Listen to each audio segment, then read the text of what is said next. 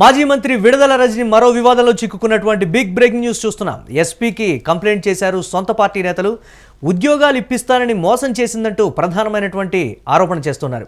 అయితే మంత్రిగా ఉన్నప్పుడు సుమారు 5 కోట్ల రూపాయలు తీసుకొని మోసం చేసిందని ఎస్పీకి కంప్లైంట్ అయితే అందింది. ఈ కంప్లైంట్ చేసినటువంటి వారిలో చిలకలూరిపేట మాజీ మార్కెట్ యార్డు చైర్మన్, అలాగే వైసీపీ నేతలు, డోర్నాలకు చెందిన బి ఫార్మసీ విద్యార్థి కృష్ణ అనేటువంటి వ్యక్తి కూడా ఉన్నట్లుగా సమాచారం.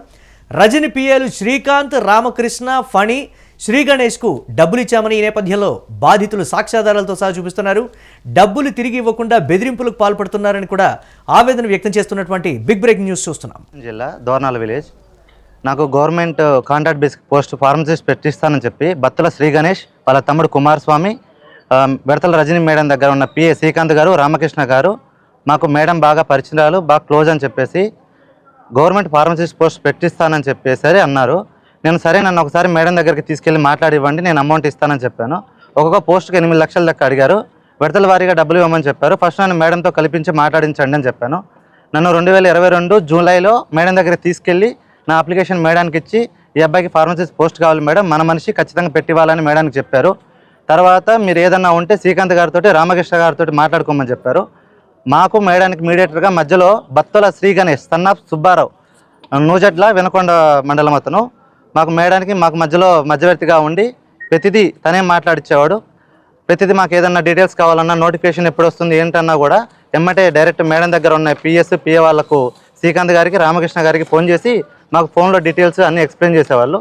నేను నోటిఫికేషన్ లేట్ అవుతుంది కదా, నేను అమౌంట్ సగం ఇచ్చాను, మరి ఎట్లా నా పరిస్థితి అది ఇది అని అడిగితే, ఇదిగోండి నేను నోటిఫికేషన్ ఇచ్చాను, నాది అప్లికేషన్ ఫాము, విడతల రజని కాడికి బత్తుల శ్రీ గణేష్ ఇతనే నా దగ్గర నుంచి డబ్బులు తీసుకున్నాడు. ఇతను డైరెక్ట్ మేడం దగ్గర తీసుకెళ్ళి నాది ఫార్మసిస్ట్ అప్లికేషన్ చూపించి మేడంతో కూడా నన్ను మాట్లాడిచ్చాడు. నోటిఫికేషన్ లేట్ అవుతుంది కదా, ఇంకా నాకేం పోస్ట్ రాలేదని నేను అడిగిన తర్వాత 2023 జనవరిలో మళ్ళీ మేడం దగ్గరికి తీసుకెళ్ళి మాట్లాడిచ్చాడు. మేడం నోటిఫికేషన్ వచ్చింది కదమ్మా, ఖచ్చితంగా పోస్ట్ అయిపోతుంది అన్నారు. మేడం గవర్నమెంట్ టైం అయిపోతుంది కదా, మరి ఎలా మేడం అన్నాను. లేదు, 1 మంత్లో మీ పోస్టింగ్ జాయిన్ అయిపోతారు, ఏదైనా ఉంటే నేను మాట్లాడతానని మేడం నాకు అప్పుడు భరోసా ఇచ్చారు. ఇది ఇలానే కంటిన్యూ అవుతూ ఉంది. నేను అయ్యే కొద్దీ గణేష్ని గట్టిగా ప్రెజర్ పెట్టాను. నా డబ్బులు ఎలా అన్నా, నేను ఇచ్చాను కదా, గవర్నమెంట్ కూడా అయిపోయింది, టీడీపీ కూడా వచ్చేసింది, మరి నా డబ్బులు ఎలా అంటే, నేను వెళ్ళిన ప్రతిసారి నాకు శ్రీకాంత్ గారితో కానీ, రామకృష్ణ గారితో కానీ ఫోన్లో మాట్లాడించి 1 వారంలో ఇస్తాను, 10 రోజుల్లో ఇస్తాను, నెలకి ఇస్తానని చెప్పి ఇలా చెప్పుకుంటూ వస్తున్నారు. నేను కొంచెం గట్టిగా ప్రెజర్ పెట్టి గణేష్ వాళ్ళ ఇంటికి వెళ్ళాను. 2 ఫ్రెండ్స్ వెళ్తే నన్ను రాజకీయంగా పోలీసు వాళ్ళతోటి కానీ ఇంకొకరితో ఫోన్ చేపించి బెదిరిస్తున్నాడు ఇతను. నేను గుంటూరు శ్రీకాంత్ గారు వాళ్ళ ఇంటి దగ్గరికి వెళ్ళినా కూడా అటు శ్రీకాంత్ గారు ఇల్లు ఖాళీ చేసి వెళ్ళిపోయారు, ఇటు బత్తుల శ్రీ గణేష్ కూడా నూజట్లో ఇల్లు ఖాళీ చేసి వెళ్ళిపోయారు. దగ్గర ఇప్పటికీ ఈ వ్యక్తి ఒక 10 సిమ్ముల దాకా మార్చాడు. ఎక్కడున్నాడో తెలియదు, ఎక్కడ జాక్కున్నాడో కూడా తెలియదు. మాకు ఏదో రకంగా న్యాయం చేయాలని చెప్పి కోరుకుంటున్నాను. యాక్చువల్గా అయితే నన్ను డైరెక్ట్ మేడం దగ్గరికి తీసుకెళ్ళి మాట్లాడిచ్చారు. ఇదిగోండి, నేను అప్లికేషన్ ఇచ్చినప్పుడు మేడమే కదా నా అప్లికేషన్ ఫామ్, నేను బత్తుల శ్రీ గణేష్. ఇప్పుడు ఇటీవల ఏమన్నా మేడం కలిసారా మీరు? అసలు మమ్మల్ని కలవనీయటలేదు కదా. నా దగ్గర గణేష్ కొట్టిన ప్రతి ఒక్క ట్రాన్సాక్షన్ ఉంది, అతనితో మాట్లాడిన ప్రతి ఒక్క వాయిస్ రికార్డు కూడా నా దగ్గర ఉంది. అడిగిన ప్రతిసారి అదే మాట చెప్తున్నాడు. ఈ మధ్య గట్టిగా ప్రెజర్ చేస్తే ఒక 8 మంత్స్ బ్యాక్ మేడం ఎగ్గొట్టింది, నేనేం చేశాను అని చెప్పి ఫోన్ బ్లాక్ చేసేసాడు. కొత్త సిమ్ తీసుకున్నాడు. నూజట్ల ఊర్లోకి వెళ్తే లేడు, ఇల్లు ఖాళీ చేసి వెళ్ళిపోయారని చెప్పారు. చిలకూరుపేట వస్తే వాళ్ళ తమ్ముడు మాకేం సంబంధము, నువ్వు ఏదైనా ఎక్కువ చేస్తే నీకు అది చేస్తా ఇది చేస్తాను బెదిరిస్తున్నాడు. నేను పవన్ కళ్యాణ్ దగ్గరికి వెళ్తా అంటే, నువ్వు ఎవరి దగ్గరికన్నా వెళ్ళు, మాకు పెద్ద రాజకీయ పరిచయాలు ఉన్నాయి, మాకు పవన్ కళ్యాణ్ కూడా తెలుసు, నువ్వు ఎక్కడ కేసు పెట్టుకున్నా ఏం చేసినా నువ్వేం చేయలేవు, మా అయితే డబ్బులు తీసుకున్నట్టు ప్రూవ్ అవుతుంది, నీ డబ్బులు అయితే నీకు రావు కదా, మేము బెయిల్ తీసుకొని బయట తిరుగుతాము, నువ్వేం చేయలేవు అని చెప్పి నన్ను బెదిరిస్తున్నారు. ఇంకేదన్నా అడగాలన్నాడు, నా దగ్గర డీటెయిల్స్ ఉన్నాయి అందరూ. నాకు ఒక డాక్టర్ ఉన్నాడు, మా దోర్నాల్లో పనిచేసిన డాక్టరు, అతను నూజట్లో పోస్టింగ్ వచ్చింది. ఆ డాక్టర్ నాకు బాగా క్లోజ్ ఫ్రెండ్ అనమాట. అతను చెప్పాడు, ఈ గణేష్ ఇట్లా పోస్టులు పెడుతున్నారా, నువ్వు కూడా అప్లై చేసుకోమని. ఇలా నేను ఒక్కరిని, నాతో పాటు మా దోర్నాల్లో ఒక 2 కట్టారు, మార్కాపంలో ఒకళ్ళు, నాకు తెలిసి ఒక 10-15 మంది దాకా కట్టారు. అమౌంట్ ఒక్కొక్కరికి ఒక్కొక్క పోస్ట్, ఒకరికి ఫార్మసిస్ట్ పోస్ట్, ఒకరికి ఎంఎన్ఓ, ఒకరికి యూడీసీ, ఇట్లా పోస్టులు, ఒకరికి స్టాఫ్ నర్సు, అట్లా ఒక్కొక్క పోస్ట్కి ఒక్కొక్క రకంగా అమౌంట్ ఫిక్స్ చేసి తీసుకున్నారు. అసలు కలవనీయటం లేదు. ఫోన్ తన్నీరు వెంకటేశ్వరరావు అండి. మా అబ్బాయి డిగ్రీ పూర్తయిపోయి కంప్యూటర్ ఆపరేటర్గా చేరాలని చెప్పని ప్రయత్నం చేస్తుంటే అంతలో గణేష్ కలిశాడు. గణేష్ మాకు ఎట్ట పరిచయం అంటే, ఈ మిరియాల సురేష్ అని చెప్పని మా పేటలోనే ఉన్నాడు, వాళ్ళ ఫ్రెండ్ అంట, పరిచయం చేశాడు. పరిచయం చేసిన తర్వాత మనకు శ్రీకాంత్ రెడ్డి, మన రామకృష్ణ మేడం గారి దగ్గరికి తీసుకెళ్ళారు నన్ను. నేను ఆ పార్టీలోనే ఉండేవాడినప్పుడు వెళ్ళి ఆఫీసులో కలిసి వాళ్ళతో మాట్లాడితే నన్ను చూపించి ఓకే చేద్దాంలే చెప్పి అన్నారు వాళ్ళు. ఇక తర్వాత అతను ముందు ఒక 5 లక్షలు కట్టమన్నారు. తర్వాత నేను తీసుకెళ్ళి బొప్పూడి గుడి దగ్గర ఉంటాను, వచ్చి కట్టమంటే నేను మా ఫ్రెండ్ గుంజి వీరాంజనేయులు నేను వేరే అతను వెళ్ళి మేము 5 లక్షల ముందు ఇచ్చామండి.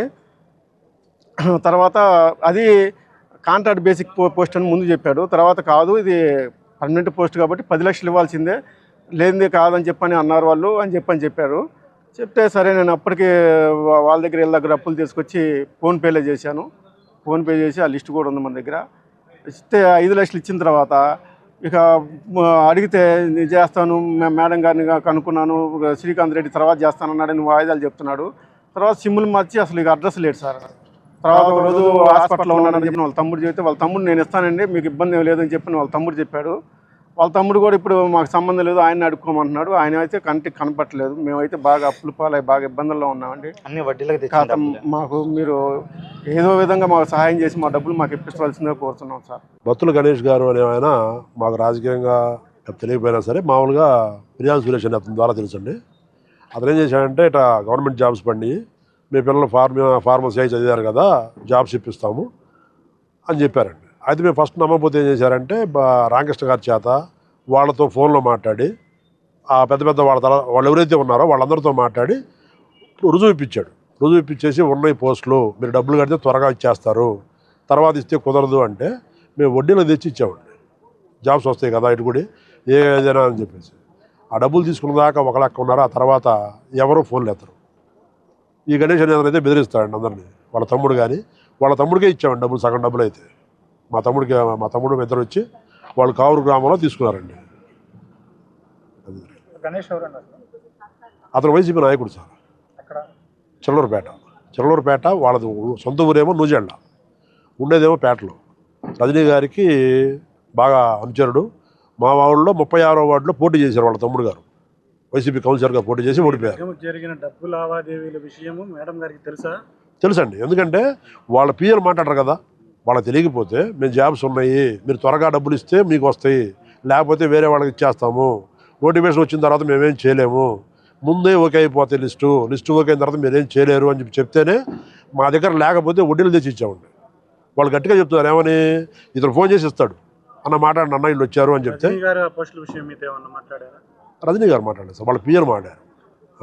పిఏగా అంటే దగ్గర వాళ్ళే కదా, గవర్నమెంట్ పిఏలే వాళ్ళే మాట్లాడుతుంటే మనం నమ్ముతాం కదా. మా ముందు తోటి అయితే గణేష్ గారు ఏమడుగుతున్నారు అవి చేసి పెట్టండి అని అయితే అన్నారు మేడం. రజనీ గారు మా ముందు గణేష్ తోటి సార్ ఊళ్ళో ఎవరికి అపాయింట్మెంట్ దొరకపోయినా సరే ఈ బత్తుల గణేష్కి అపాయింట్మెంట్ దొరికింది. ఆమె ఎక్కడున్నా సరే, సీఎంఓలో ఉన్నా సరే ఈయన పోతాడు ఆడికి. డైరెక్ట్గా ఫోన్ చేస్తే ఎవరి ఫోన్ ఎత్తకపోయినా సరే దిశ నాయకుల్లో కమిట్మెంట్లు ఏమైతే ఉన్నాయో అవి తీర్చమని మేడం చెప్పారు. అతను డబ్బు ఇచ్చేవాడు కాబట్టి అతనికి అంత ప్రయారిటీ.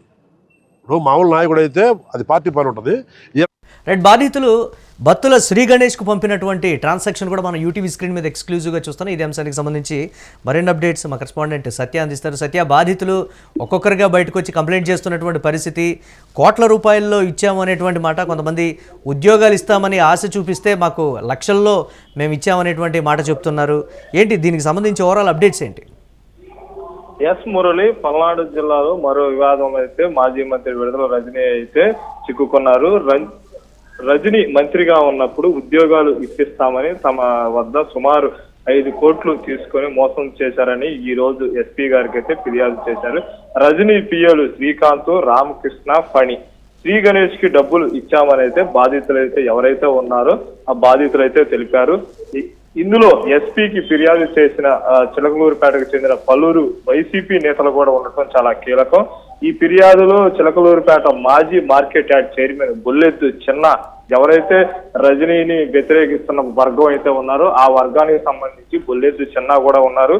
ఎస్పీకి ఫిర్యాదు చేసిన ప్రకాశం జిల్లాలో దోర్నాలకు చెందిన బీఫార్మసీ విద్యార్థి కృష్ణ అనే అబ్బాయి, నేను నీకు ఫార్మసీలో ఉద్యోగం ఇప్పిస్తాము, మొత్తం మేము రజనీ గారి వెంటనే ఉంటాము, మాకు రజనీ మేడం గారు బాగా తెలుసని ఎవరైతే ఉన్నారో ఈ కృష్ణకి వాళ్ళైతే టీఏలు ఎవరైతే ఉన్నారో వాళ్ళందరూ శ్రీకాంత్ గాని, రామకృష్ణ గాని, శ్రీ గణేష్ గాని వాళ్ళందరూ నీకు ఉద్యోగం ఇప్పిస్తామని రజనీ గారితో కూడా అతను మాట్లాడించినట్టు కూడా ఎవరైతే బాధితులు ఉన్నాడో కృష్ణ అయితే మనకి తెలుపుతున్నారు మురళి. డబ్బులు తిరిగి ఇవ్వాలనేది ఎవరైతే కృష్ణ ఉన్నారో వాళ్ళు అడుగుతుంటే బెదిరింపులకు పాల్పడుతున్నట్టయితే బాధితులైతే ఈ రోజు ఎస్పీకి అయితే ఫిర్యాదు చేశారు మురళి. రైట్, విడుదల రజనీని ఏమైనా సంప్రదించేటువంటి ప్రయత్నం చేస్తున్నారా బాధితులు? వాళ్ళని దానికి సంబంధించి ఏమైనా చేస్తున్నప్పుడు విడుదల రజనీ నుంచి ఎటువంటి స్పందన ఉంది? అంటే గతంలో శ్రీ గణేష్ అలాగే రామకృష్ణ వాళ్ళు చూసుకుంటారు, వాళ్ళు ఏదైతే చెప్పారో అదే చేయండి అని ఇలా చెప్పారని కూడా బాధితులు చెప్తున్నటువంటి పరిస్థితి. విడుదల రజనీ నుంచి ఎలాంటి స్పందన ఉంది సత్య? ఎస్ మురళి, అది ఆ విషయం కూడా మనం ఆ బాధితులను అయితే అడిగాము. మీరేమైనా రజనీగా మామూలుగా విడుదల రజనీకి ఏమైనా తెలిపారా సంగతి అని చేస్తే, మేము అసలు రజనీని అంటే ఆమె దగ్గరకు అసలు మమ్మల్ని వెళ్ళనివ్వట్లేదు వాళ్ళు. రజనీ మేడం దగ్గర కూడా నన్ను ఇంతవరకు వెళ్ళనివ్వట్లేదు. అసలు వాళ్ళు నువ్వు మా ఇంటికి వస్తే మేము పెట్రోల్ పోసుకుంటాము అది ఇదని వాళ్ళు బెదిరింపులకు పాల్పడుతున్నారని ఎవరైతే బాధితులు ఉన్నారో వాళ్ళు చెబుతున్నారు Murali. Right, thanks for update Satya. So అది మాజీ మంత్రి విడుదల రజనీ పిఎల్ శ్రీకాంత్, రామకృష్ణ, ఫణి, శ్రీ గణేష్కు మేము డబ్బులు ఇచ్చామని అయితే బాధితులు ఒక్కొక్కరిగా బయటకు వస్తున్నటువంటి పరిస్థితి ఉంది. కాంట్రాక్ట్ ఉద్యోగాలు కావచ్చు, లేకపోతే పర్మనెంట్ ఉద్యోగాలకు సంబంధించి ఇప్పిస్తామని చెప్పి మా వద్ద లక్షల్లో డబ్బు తీసుకొని ఇప్పుడు ముఖం చాటేస్తున్నారని బాధితులు అయితే డిఎస్పీకి ఫిర్యాదు చేసినటువంటి బ్రేక్ న్యూస్ చూస్తున్నాం.